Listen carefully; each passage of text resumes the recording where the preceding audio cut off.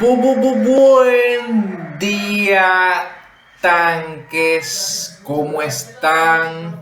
Yo soy Aquiles Zambrano, una vez más en estos videos que no ve nadie, pero que me encanta hacer porque son una suerte de ensayos sonoros, como si audiovisuales, como siempre, mira, revisando, oteando. Qué bonita palabra, otear, ¿verdad? No es tan común como lo que hacen los perros, otear. Bueno, hoy he estado reflexionando y recordando varios textos, varias ideas que tengo todas como rondándome constantemente, y un tema que me apasiona y que me gusta mucho: la geopolítica y las relaciones internacionales, que recientemente yo he un poco profesionalizado y entendido mejor este tema, porque siempre me gustó, pero nunca lo estudié, digamos, con rigor. En ese sentido, quiero agradecer, por ejemplo, al doctor Anselini, que en su materia incluyó el texto de Kenneth Walt, del que vengo hablando en estos videos como un obseso, porque es muy bueno. De verdad me impactó muchísimo y me puso en el camino de entender, porque todo, para entender el tema de las relaciones internacionales, todos se remiten a estos teóricos. Kenneth Walt es uno de ellos. Hoy, en estos días, el presidente de Argentina, Alberto Fernández, está en Rusia y China, y los dimes y diretes internos en la Argentina, bueno, tienen para hacer un festival los periodistas, pero como nosotros no somos tan divulgadores y periodistas, sino más bien académicos, queremos hacer más reflexiones más teóricas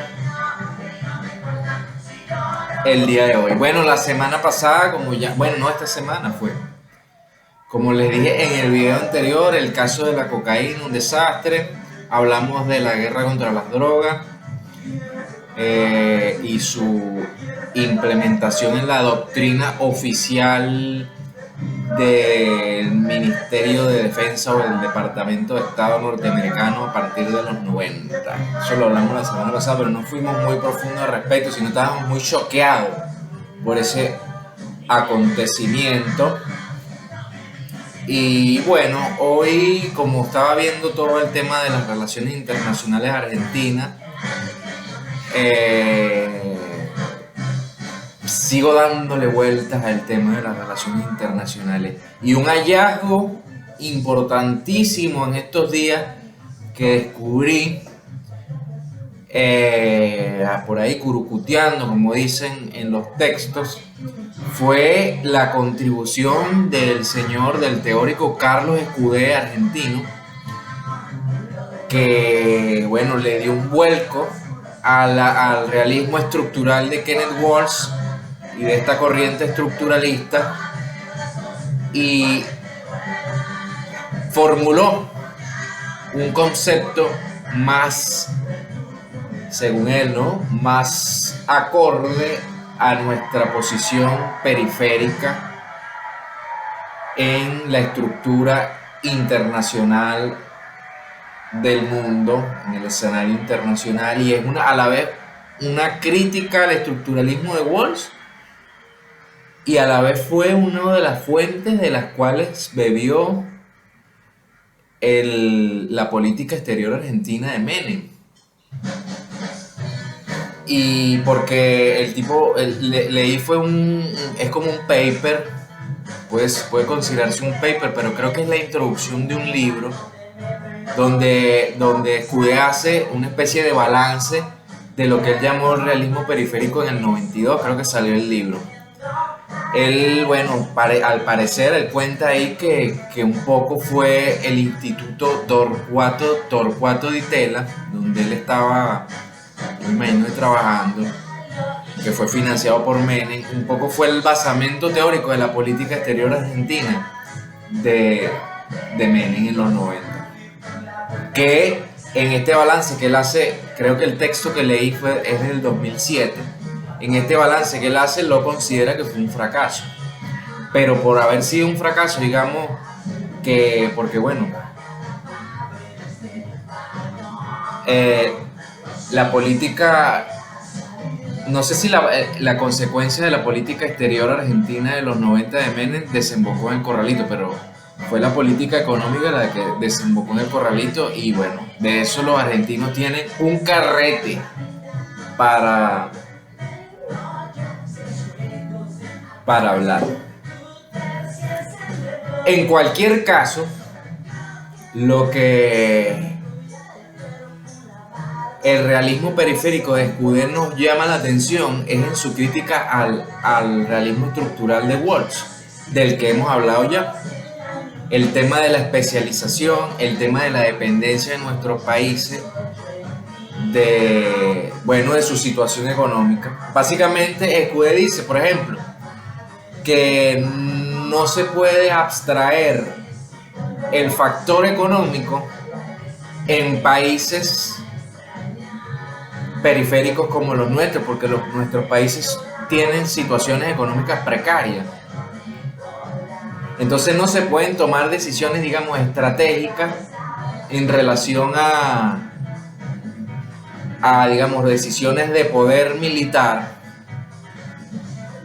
porque nuestros países por lo general tienen una situación económica precaria y dependen en mucha medida de las potencias occidentales y bueno, las potencias orientales también.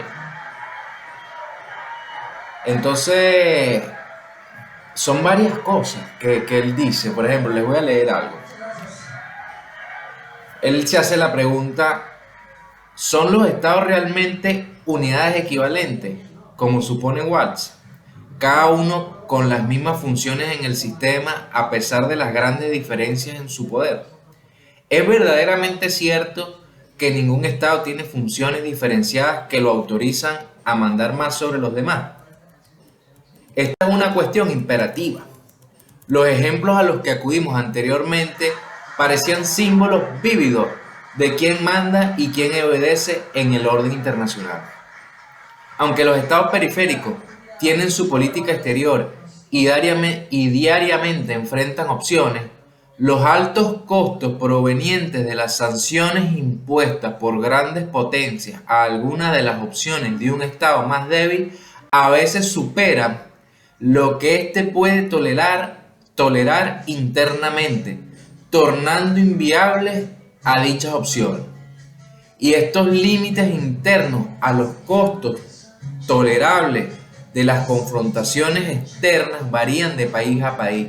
Cada cual tiene su singular estructura de preferencia, generada por su historia, su estructura social y su cultura política. ¿Qué tal?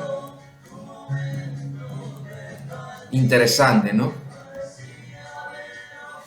Es decir, que si te enemistas con las potencias económicamente dominantes, te arriesgas a sanciones y esas sanciones generarán un costo que a veces puede ser intolerable para el pueblo. ¿Le suena? ¿Le suena algo? ¿Algún caso particular que conozcan en Latinoamérica? No lo voy a mencionar yo, ustedes saben de qué estoy hablando. Entonces, el costo de la independencia, a veces de la independencia, digamos, o de la no dependencia de las potencias mundiales, a veces es muy alto. Entonces las potencias mundiales juegan con el costo, subir el costo de realizar acciones tendientes a aumentar la independencia o el poder estratégico de una nación. Pero vamos a fijarnos también en la doctrina, porque esto todos son nosotros todos lo estamos pensando también, todas estas doctrinas de las relaciones internacionales, nosotros las estamos pensando a partir de las mismas teorías norteamericanas. Entonces vamos a pensar ahora, por ejemplo, en Huntington. La doctrina Huntington del control militar. Que también le agradezco que me pusieron en conocimiento de eso al profesor, no me acuerdo cómo se llamaba, Germán Martínez, creo. No, Germán algo, de Santa Fe. Bueno, ¿cuál era la doctrina Huntington de control militar? Estados Unidos estaba, después de la Segunda Guerra Mundial, en una situación en la que sus generales y sus alto mando militar, después de haber ganado la guerra, estaban, digamos, en una posición digamos, de poder, ¿no? ¿Y cuál era el tema en relación a la política? Bueno, la política, el sector político del gobierno norteamericano, para evitar que se manifestaran golpes de estado militares en Estados Unidos, cosa que nunca ha sucedido en sus, no sé, 300 años de historia republicana. Curiosamente nunca ha sucedido. En Latinoamérica pasaron una y otra vez. Pero bueno, requerían teorías y doctrinas que dieran cuenta de una forma de control político sobre las Fuerzas Armadas. Entonces Huntington señala dos cosas: que el poder militar se profesionaliza hacia comienzos del siglo XIX, en el que el poder militar se vuelve, ¿qué quiere decir que se profesionaliza? Bueno, que se especializa. Entonces el Estado, porque antes era como algo casi que imbuido en la misma dinámica de los reinos, ¿no? Pero él señala que esta profesionalización de la actividad militar comenzó en Europa, obviamente, y a principios del siglo XIX, 1800, finales de 1750 hasta 1810 por ahí. Y que esta especialización, volvemos al tema de la especialización y la división del trabajo, porque es un concepto que atraviesa casi todas las disciplinas que se desarrollaron en el siglo XIX, porque es un concepto muy importante. Entonces, esta particular especialización en la administración de la violencia, así lo dice Huntington, porque el militar se especializa en administrar la violencia, se profesionaliza en administrar el uso y los recursos del instrumento militar y de las armas para, digamos, ecualizar o administrar el nivel de violencia aplicable de un Estado. Entonces, esta particular especialización de un sector de la sociedad fue algo novedoso, eso no había pasado, eso es lo que dice Huntington. Y entonces él propone una forma de control político sobre el instrumento y las Fuerzas Armadas, que consiste en profundizar esa especialización para neutralizar la actividad política de la Fuerza Armada, que es un poco la doctrina norteamericana sobre la cual se ha basado la doctrina norteamericana y de la que han bebido también los latinoamericanos.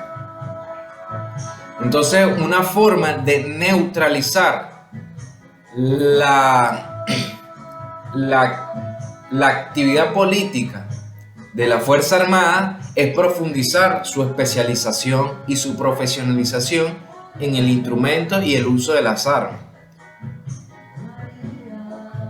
Bueno, eso tiene muchas lecturas y muchas formas de verse. Porque esta no es una especialización cualquiera.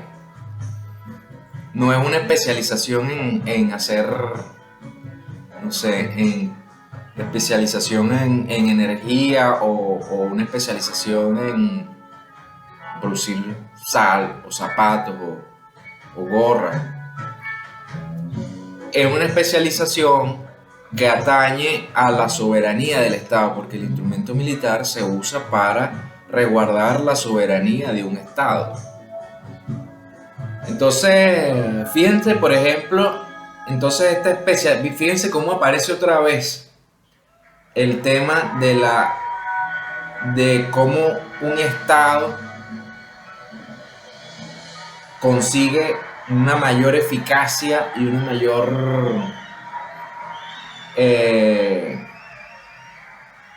poder, incluso cuando especializa sus órganos o sus funciones, cada uno a cada actividad. A ese respecto, para que tengan un ejemplo de cómo este concepto de la especialización y de la división del trabajo no solo aparece en la economía, sino que en el mismo origen de las especies de Darwin aparece. Mira, fíjate. La ventaja de la diversidad de estructura en los habitantes de una misma región es en el fondo la misma que la de la división fisiológica del trabajo en los órganos de un mismo individuo. Asunto también dilucidado por Miles Edwards. Ningún fisiólogo duda de que un estómago adaptado a digerir solo materias vegetales o solo carne saca más alimento de esta sustancia. De igual modo, en la economía general de un país, cuanto más extensa y perfectamente diversificado para diferentes costumbres estén los animales y plantas, tanto mayor será el número de individuos que puedan mantenerse. Darwin está hablando de biología. ¿Qué tal? Entonces este concepto de la división del trabajo aparece una y otra vez. Fíjate, en Walsh también aparece, con el tema del dilema de que, claro, que los estados no se pueden, según él, no se pueden especializar en determinada área justamente porque necesitan armarse. Pero el realismo periférico de Escudé plantea que es mentira eso, que de hecho los estados se especializan y que no hay, como él sostiene, una situación de un orden anárquico. ¿Se acuerdan que Walsh llamaba orden anárquico al sistema internacional donde los estados más o menos se parecían? ¿En qué se parecían? En que todos estaban armados, en el instrumento militar, y que todos resguardaban su soberanía a través del instrumento militar. Entonces, son varias cosas, ¿no? Son conceptos todos que están todos conectados por caminos que a veces no se ven, sus pasajes subterráneos. Pero, por ejemplo, el origen de las especies. Tú te encuentras el concepto de división del trabajo, el origen de las especies, te los encuentras en Adam Smith. Y fíjate, por ejemplo, que estamos hablando del instrumento militar. El instrumento militar, fuerza aérea, se divide. Fuerza aérea en todos los estados es más o menos el mismo. Fuerza aérea, naval y terrestre. Es casi biológico la división en la que se divide el instrumento militar. Se divide en una parte se especializa en el aire, una parte se especializa en el agua, y otra parte se especializa en la tierra, y otra parte se especializa en la inteligencia, en el cerebro. Entonces son conceptos que aparecen, como les digo, una y otra vez y tienen pasajes subterráneos. Van de Walsh, Huntington, Darwin, y están ahí, pues, están en la episteme de nuestro estado. y de nuestros países. Entonces, por ejemplo, Huntington, lo que plantea Huntington o la forma de control político de las Fuerzas Armadas que plantea Huntington es una especie de derivación de estos conceptos de especialización y división del trabajo. Lo que él dice es, mientras más especializado y más profesional sea la Fuerza Armada, es decir, mientras más abocados estén a la maximización del poder militar estratégico, menos participación política van a tener. Más neutralidad van a tener. Mientras más dedicados a la utilización del instrumento militar, mientras más profesionales y más eficaces sean en eso, menos participación política tienen que tener. Entonces sube el poder militar y al mismo tiempo baja su participación política. Completamente opuesto a lo que pasa en Venezuela. Completamente opuesto. Porque en Venezuela la Fuerza Armada lo que ha hecho es incorporar al chavismo como parte de la doctrina militar. Entonces su participación política es casi absoluta, completamente. Y de hecho eso está prohibido por la Constitución. Pero constantemente aparecen haciendo proselitismo político y hablando de Chávez. Ayer estaban hablando del 4 de febrero. Entonces eso, en buena medida, uno podría decir, bueno, pero, o sea, ustedes no son profesionales, ustedes lo que son un partido político. Entonces, ¿cómo se garantiza el Estado de Derecho y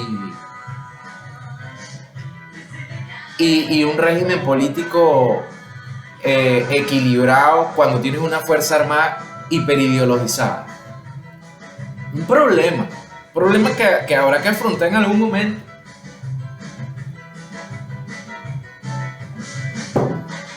Y entonces nosotros garantizamos la democracia y tal, sí, pero están haciendo constantemente propaganda política. Todos los días los altos mandos militares en Venezuela hacen propaganda política.